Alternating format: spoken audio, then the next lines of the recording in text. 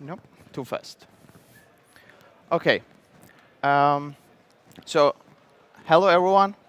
First of all, I must definitely thank Tyler for preparing the stage. I now can assume that all well prepared, well onboarded about the design specs and design tools and how developers, designers should work together. So having a consistent UI all across your application is a huge problem.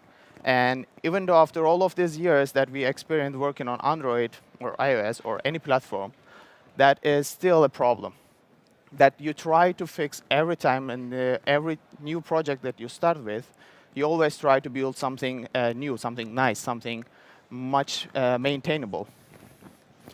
I'm Yahya Bayramoglu, working as an Android developer at Xing, and today I will be talking about so-called atomic design.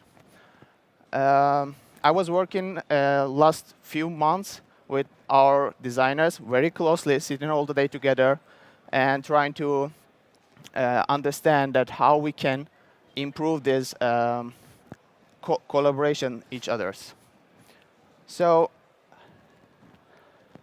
of course, I'm going to start with the code, which is the best thing to start to talk with. The thought is that all matter, whether solid, liquid, gas, simple, complex, is comprised of atoms. Okay?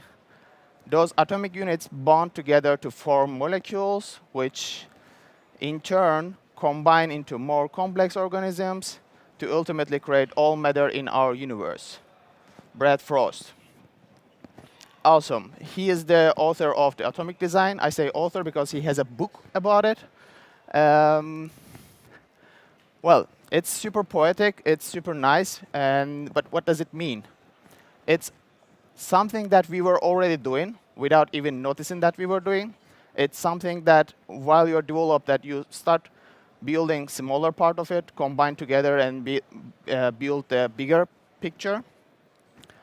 We were doing this already without consciously, but atomic design brings a clear methodology so that you can explain what you're doing much easier to anyone else that actually doesn't have a technical understanding. Okay, what does that mean? So this is, if you type atomic design on Google, you will just see this. Let me go through and explain what are they. As I mentioned, that atomic design is completely built upon an independent terminology than any technical ones. So it is based on a chemistry.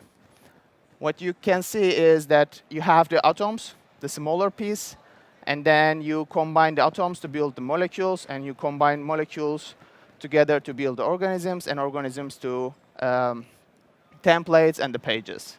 Pages, yes, because initially the atomic design is built around the web, but it is an abstract idea enough that you can use in any other platforms. So what this abstraction brings us, basically. So for example, let's assume that as an Android developer, that we are in a team with Android developer, iOS developer, web developers, designers, and various principles. So here, when I said, OK, I need to build a component, it might bring some different things into everyone else's opinion. Like you can have OK, in Android, the component means that. iOS, the component means this, which are, since it's a technical term, it's kind of confusing that you're not on the same page with everyone else. And with this atomic design, you will have the same understanding. When I say atom, I need to build an atom that I know it's a small piece. I need to build a molecule that I know it's like a combination of stuff.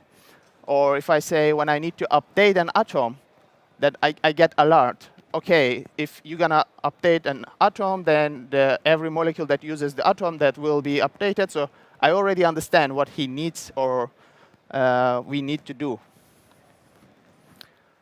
As an addition of these atoms, molecules, and so on, at Xing, we introduced the habitats.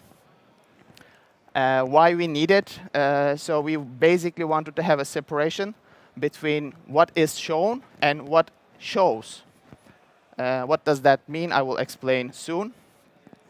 And I will, on this talk, only focus on this part. And if you are willing to learn more about atomic design itself, you can see the talk from Brett himself. I will share the slides later on. You feel free to take pictures, but no worries. Let's go further with some glossaries. Glossary. So atoms are the basic building blocks of matters. Yeah, okay. Molecules are groups of atoms bounded together, are smallest fundamental. So like you put the atoms together to build molecules, okay. And as I said, the habitats are, we introduce in Xing so that we can define attributes or resources like color, font, size, icon, style. They are not visible by themselves, but they are the things that you actually show.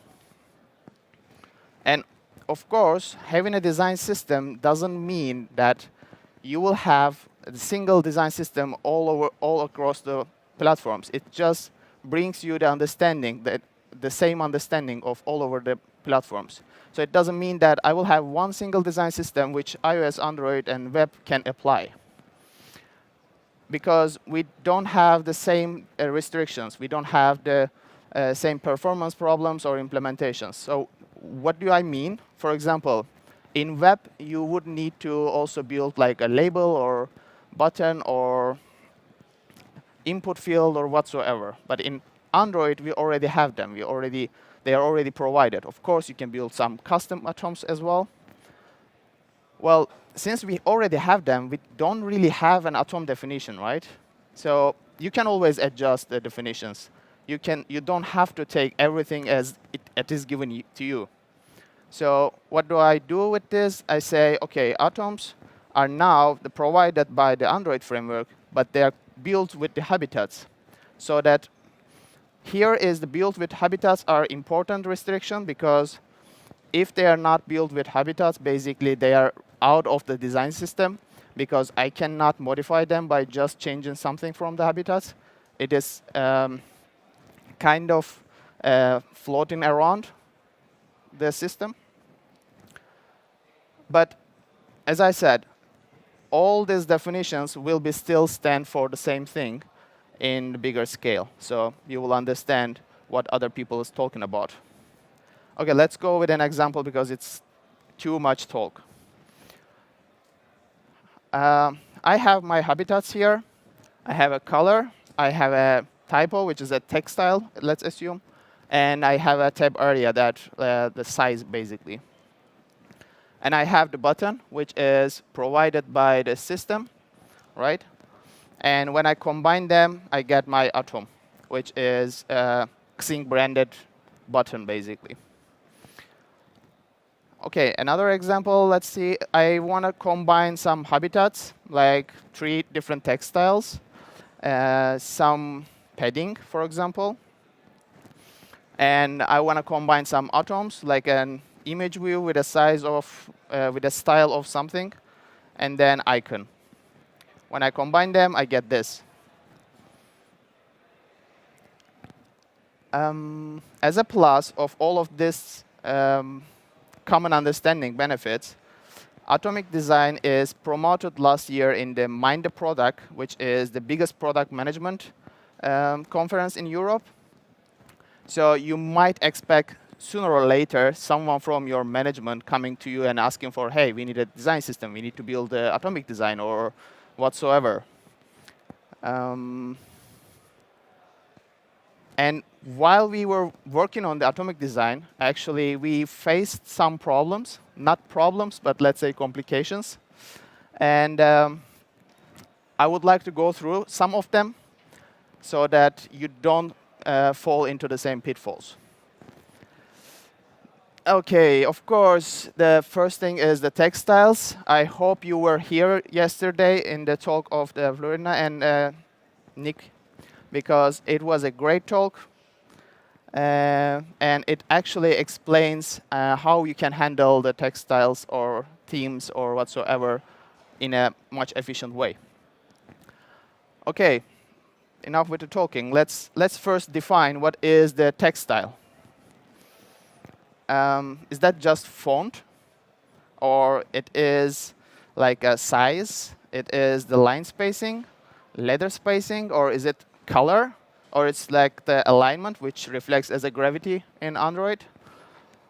And how do I define which, how many of these attributes should be included into the text style? Because the more attribute that you put into a text style, the more text style you will end up with, because then you have to change some attributes to introduce another text style, and then every attribute will bring extra text styles. Well, this graphic is on the horizontal level shows the attribute counts, and in the vertical lines that they are showing how many text styles that we end up with. The numbers are relative; they are not exact numbers, but that's basically how it reflects. Here I have a trap point, which is the gravity. So having the gravity in a text style is really complicated. The reasoning here is it depends on a lot of stuff. For example, the layout width. It depends on, let's assume that you want to have a text that aligns to the right side of the layout that you draw, or has an alignment to the right. In the multiple lines that the alignment is important, you should still be able to set that. But there is a pitfall with the designers and developers. When designers build the screen, that they might end up with the building in a way that, for example, if you've seen the previous talk, Tyler was given the baseline as a 360 width, which for designers it means if I put the image on the left side, then the rest is the text view, and then I put the alignment to the right, then the text is aligned to the right. But that's actually not the case when you're building the screen. What you do is either you are making it constrained, or you're using a relative or frame layout or whatsoever to align to the sides, right? So that they can adjust itself. It's not actually alignment. It's not actually text alignment, but it's actually layout alignment there. So here, let's assume that the things that I want to achieve is the text to be aligned to the right side. And I use the linear layout, right? And I set the gravity to the end. If the layout width is a match parent, it should work. There's no problem. It will align text to the right sides because it has the enough knowledge how to draw it. But if you set the layout width to the wrap parent, it won't draw as you expected in terms of that depends on where do you use it. OK, it also depends where do you define the gravity. So if you define, while the layout width is the wrap content, and you are using a linear layout, for example, if you define the gravity inside the layout, so inside the linear layout, saying that, OK, draw everything, every child that you have to the end, then it will work, right? But if you define the gravity inside the text view, then you won't get the result that you are wishing. The next is, it also depends if you are using layout gravity or the gravity. In case that you are using the layout width as a wrap content, then let's assume that you are using the frame layout. If you set the layout gravity end, that will work. That will align to the right side. But if you use the gravity end, then it won't go as expected. The next one is in which layout it is defined, right? Let's assume that every attribute on the text view is the same, that I set the layout width to the wrap content and the gravity to the end. And I use it in the frame layout, as I explained before. It works. It aligns to the right. But if I put the same configuration into linear layout, it won't work. So trying to get the text styles with a alignment or gravity will not give you the same expected results every time that you try to set a text view. Another complication we faced with the text styles was the line spacing and letter spacing. Why it's a complication? Because it's quite painful if you're not following the default ratios, you cannot get quite consistent, and you cannot have a check mechanism that how would you know which numbers you should set it there. So there is a nice article from as a custom typography in Android by Matt Rothman. You can check it later on. Basically, he explains how that they take a screenshot of the UI, compare with the sketch, put it on top of each other, and try to align the texts to get the correct number of the line spacing and letter spacing, which they build something called typesetter. Very simple application, just the text size, the line spacing, and letter spacing. But at the end, you will still have a base device that is correctly set, but you won't be able to be sure that it will reflect everywhere the same. And you will most probably end up with something like this magical numbers. Like, yeah, okay, I know the font size, I know the sketch leading, I have some line space extra, and no one will remember how did you get these numbers or what did you do and so on. So from yesterday's talk, Florina and Nick, the type setting that if you didn't see it, just check it for later. They mentioned in the Android P, they will introduce the line height, which is basically what we are trying to get in the sketch leading here, and the first baseline to bottom height, which hopefully will reduce this pain soon. Okay, so enough with building the text styles, because that's one thing, right? And there is also another problem that when you want to use them, because in Android framework, we don't have such method called set text style. But we do have text view compat set text appearance, right? But again, if you were in the talk yesterday, you know already that it doesn't set font, line spacing, and letter spacing, which is more than 50% of our text style, right?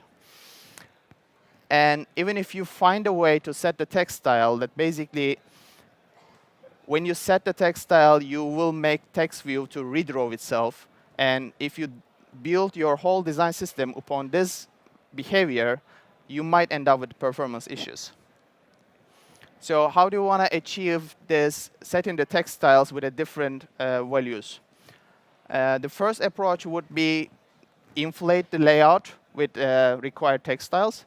The second one, if you are generating the text view, then use the context theme wrapper to set whatever text style that you want, so that initially it's built with a given text style.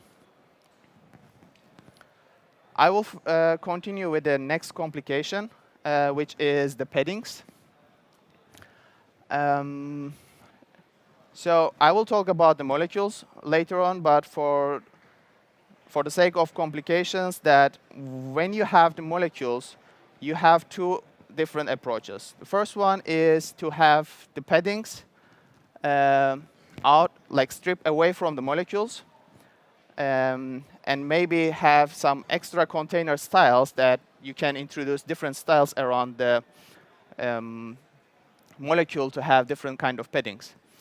This has some advantages, that you can easily combine molecules together without having an extra space in between, so that you don't need to overlap, or you don't need to hack around the spacing. But it is also not super strict, so that you can have some potential inconsistency that will, at some screen that you might have 8 dp padding, and in the other one you can have 4 dp padding, and in the other one you maybe have 16 dp padding, which that is not maybe you want what you want. So the second approach would be keep the padding inside the molecule. Of course, this will be strict enough as long as you don't try to hack it. Well, now I know I make sure that this molecule will be drawn with the required paddings. But what if I want to stack this molecule together? I will have 16 dp in between, instead having an 8 dp, right? So there is some limitations in both approaches, and you have to decide for yourself which one is working better for which molecules. And this is exactly the best place that you need to sit together with your designer and go through the molecules, try to figure out which one needs to be strict enough that you don't mess up with the implementation, and which one can be more flexible so that it can be reusable. Next thing is the separators. They are more or less the same with paddings.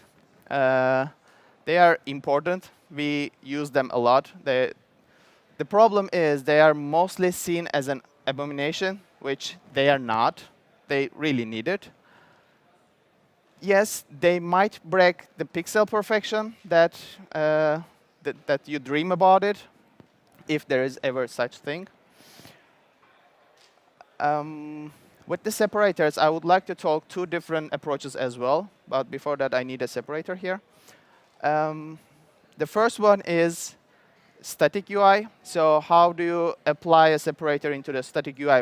Which I mean by the static UI, for example, let's assume that you have a molecule with a 48 dp height. And you have a separator which is 1 dp height. If you put them after each other, they will end up with 49, which you don't like that odd numbers. If you put it inside the molecule, then you will have the rest of the molecule as a 47. So what you can do, the first thing is, yes, include into molecule if it's a static UI. But you can also have an extra padding around the separator. So if you are using grid units, instead of having 1 dp, you have the 8 dp. 1 dp is just a line, and then 7 is extra padding around it, so that you still have your kind of perfection. The second one is how you use them in the recycle view, because in the recycle view, you basically want to draw the separator in between the iterative molecules, right?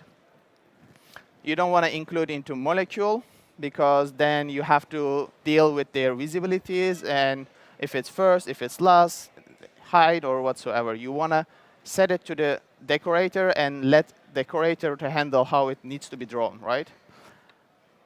In that case, you might consider not to have any padding around, just a separator, so that it can be drawn easily.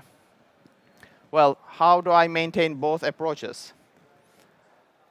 First, just have a basic separator. What do I mean by the basic separator is just a shape with a color and height, maybe. No padding and no any restrictions. You can create different styles so that you can use in a static layout. You can use with or without padding. You can have different variations. OK, enough with the complications, because it looks like I'm already bugging you with the problems without starting the designing at all. Let's go with molecules. The thing is, how do I decide what is a molecule?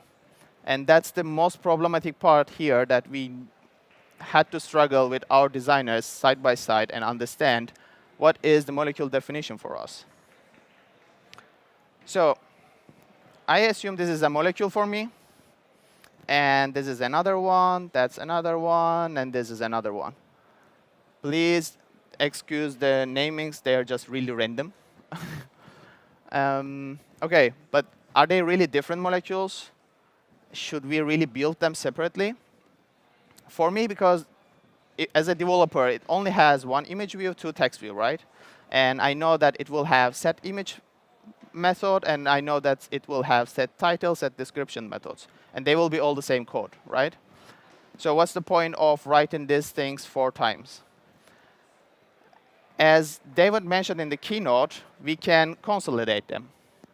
What we can have single molecule with different states. But how about these ones? Are they also same? Are they also same molecule? I mean, if you look at it, it's just one image view, 3 text view, and an icon. And some of them has extra elements, of course. But where do we stop? Where do we decide that, OK, this is one molecule, this is another molecule, this is just combinations, and so on? From our experiences, if they have the same elements and with a different text style, color, padding, or size, then I can combine them as a same molecule, but have a different states. Okay, what if they need different layout types? So for example, one of the molecules or state that I assume to be drawn as a linear layout and the other one can be drawn as a relative.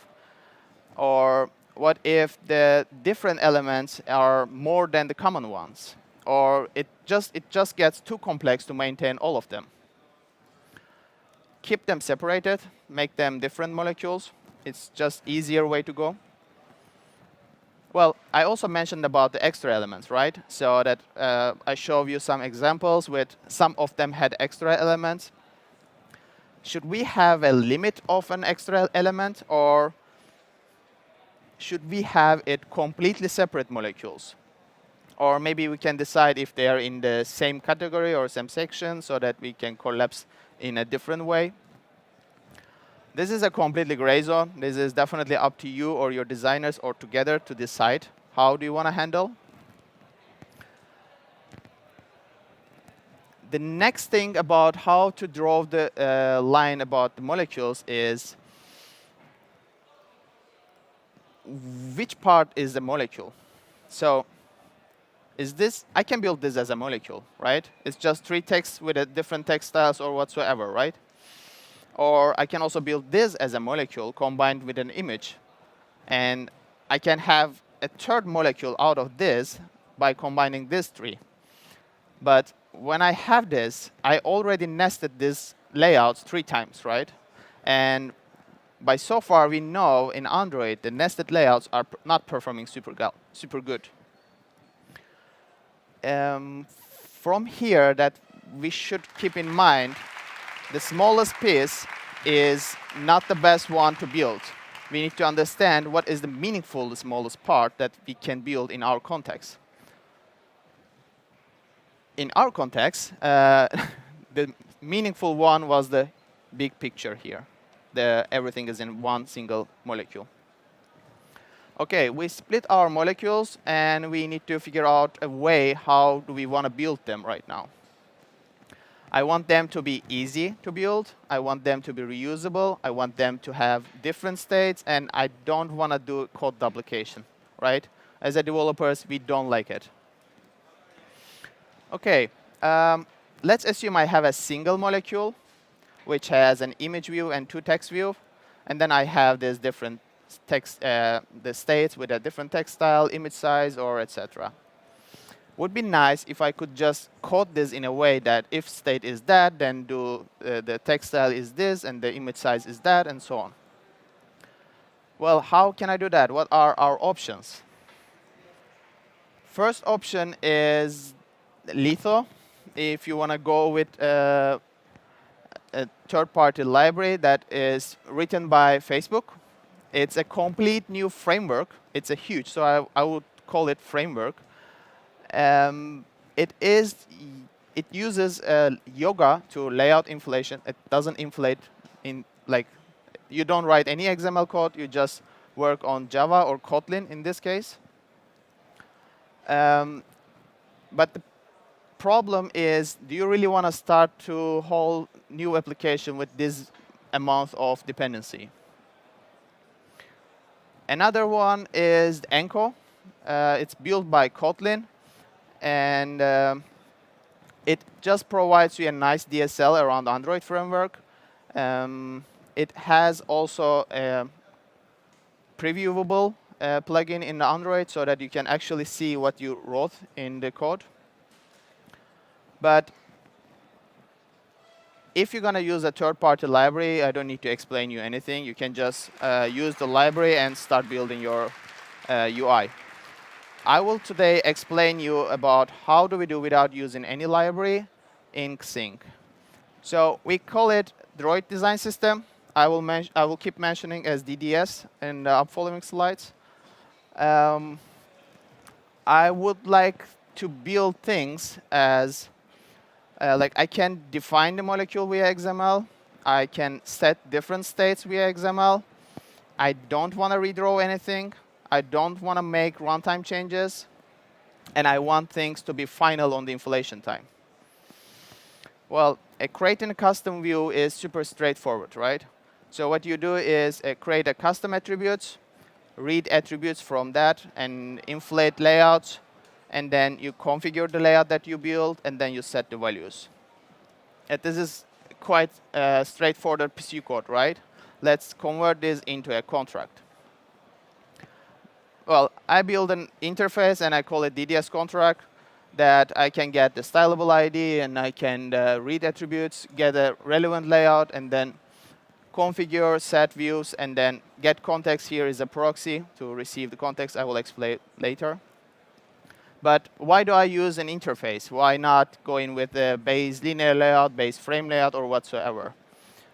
Or how do I expect these things to be called in an order as I need, right? The answer is Kotlin, of course. And also that I don't want to always keep introducing new base whatever layout that when I need. With Kotlin, I can create an extension function as don't read through the code. Stay with me. As called initialize over the DDS contract. And in the code, I can read the layout, the attributes from the given stylable ID. And then I can inflate the layout that I want. And then I can configure and set views. Well, let's go with an example, because this code block is just too not readable. I want to build an avatar info, and I implement the DDS contract. I call the initialize on constructor, and then I expect everything to work as intended. So I get a stylable ID that I return whatever custom attributes that I built for this molecule. I read the attributes. State here is an example as an enumeration. I will show it later on. What is it? And then I configure the layout by the orientation, gravity, in this case, in the linear layout. The next is the state, as I mentioned, that state 1, 2, 3, 4, which is super creative, I know, but for the sake of example. You can notice here that we have DDS state as another interface, which the reasoning is upcoming. And here on the relevant layout, that is actually what we aim to map the states into different layouts, different XML introductions, so that they know how to build themselves, but we don't need to care anymore. What do I mean is, let's assume this is our layout. Of course, I'm not going to talk about merge, include. You already know them. They are needed. You use them. Here, what I want to talk about is, let's assume I have an image view and 2 text view. And my state 1 has the image view as a size of 48, and the text view with the style of 10 and 18. And on the state 2, I can have different image sizes and different text styles. But here, the most important thing is that the IDs are the same, so that I can have one controller, one molecule, which can decide what needs to be happen on the different layouts. So I read the text view, of course. We use a lazy implementation in order to be able to, as I mentioned, the extra elements, right? So that I can do such controls, right? Here I can say, OK, I want to use the title only if the state is 3. So I can give user a quick feedback, to developer quick feedback, if you are using this text view with a different state, that you are doing something wrong. And of course, it's an extension over DDS state. So at the end, what I want to have is such thing, right? That I can define in the XML. I can have my state. And I can set the title, description, image without caring if the title will be displayed as a style of 10 or the image size will be whatsoever. But since state decides this, why do I have the style here? Well, as I mentioned before in the paddings complication, that I can still define different things via styles. So the key is here to keep everything in the same path with the, like if you can see molecule content, avatar info, it's always the same everywhere. Well, but here lots of the things are common, right? Can I somehow generate this whole patch? Yes, of course. What I can do is to have a file template so that if you say, OK, I want to build something new, and then I see, there's a DDS molecule there. Well, what this does, when you click on it, that it generates a whole bunch of code here that you need to just implement the to-do parts. And you also make sure that initialize on the constructor is already called. And you also give developer a base as the you need to have a state as an enumeration and so on. Well, all good, but how do I keep the molecules are still discoverable? I mean, building a custom views, it's not something new, right?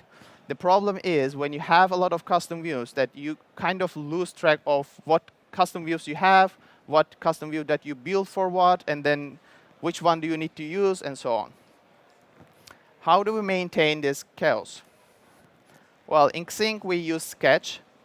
And our designers benefit of the symbols to build the molecules, atoms, and habitats. And when you go to Sketch, you see such a structure. You can have atoms, habitat, and molecule. When you click on atom, and then you see button, and the fab, and then so on. And we reflect this also in the package definition. So when a designer tells you to use a molecule as a symbol from blah, blah, that you know where it is. You know that the package name is the same. You can just start typing in XML, and you expect the molecule to be built correctly. And of course, as like Tyler mentioned, we were using Zeppelin to verify the lines. But then we switched to the sketch measure in terms of Zeppelin didn't give us the name of the molecule. But when you export from the sketch measure, that gives you which molecule is named as what. And then I can just see as a developer that, OK, I know this package should be there. Another thing that we have a sample example, a sample application that has the same structure again, that habitat, atoms, molecule, how many of them are already built, how many of them is missing. You click on atoms, you get the same elements. You click on the buttons, and then you get the whatever buttons are already built or what are missing. OK, I talked a lot of different things. I need to sum up, I think. The first thing is please have a design system and decide how strict you want it to be. But keep an eye on the performance, because you might end up with a bad performance by trying to have a nicer design system. Make it easy to find, because otherwise you will keep rebuilding things. Keep it simple and work closely with your designers. That is really important. At the end, you will have happy developers, designers, and hopefully the user. Thank you.